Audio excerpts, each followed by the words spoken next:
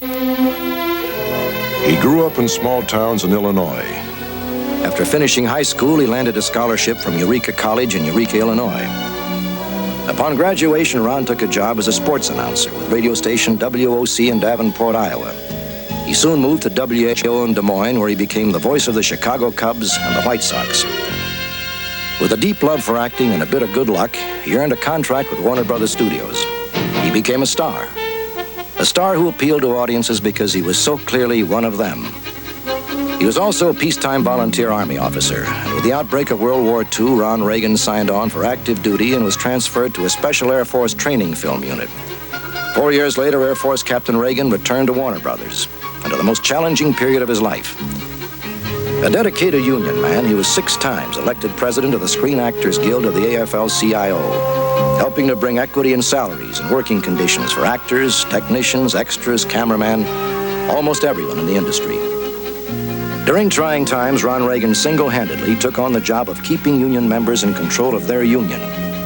His crusade to preserve the freedom of America's working men and women kindled in Mr. Reagan a deep interest in government. In 1966, he was elected governor of the state of California. Next to president, the biggest job in the nation. What he inherited was a state of crisis. California was faced with a $194 million deficit and was spending $1 million a day more than it was taking in. The state was on the brink of bankruptcy. Working with teams of volunteers from all sectors, Governor Reagan got things back on track. His common sense style and strong creative leadership won him a second term in 1970. Governor Reagan was the greatest tax reformer in the state's history. His program included property tax relief, reduction of sales taxes, and tax rebates totaling nearly $3 billion. The San Francisco Chronicle said, "We exaggerate very little when we say that Governor Reagan has saved the state from bankruptcy." When Governor Reagan left office, the $194 million deficit had been transformed into a $554 million surplus. And while saving the taxpayers hundreds of millions of dollars, he improved the quality of life for the people of California.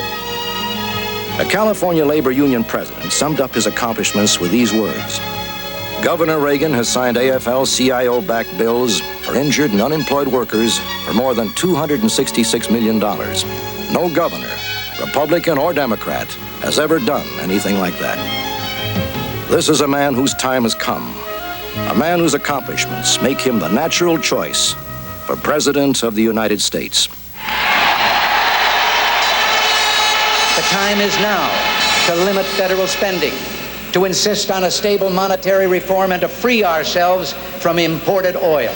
The time is now to resolve that the basis of a firm and principled foreign policy is one that takes the world as it is and seeks to change it by leadership and example, not by harangue, harassment, or wishful thinking.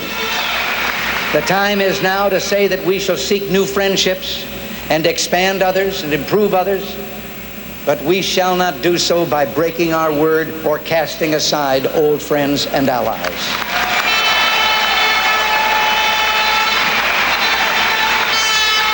The time is now, my fellow Americans, to recapture our destiny, to take it into our own hands. I ask you tonight, all over this land, to volunteer your help in this cause so that we can carry our message throughout the land. The time is now. The time is now for Reagan. Reagan for president.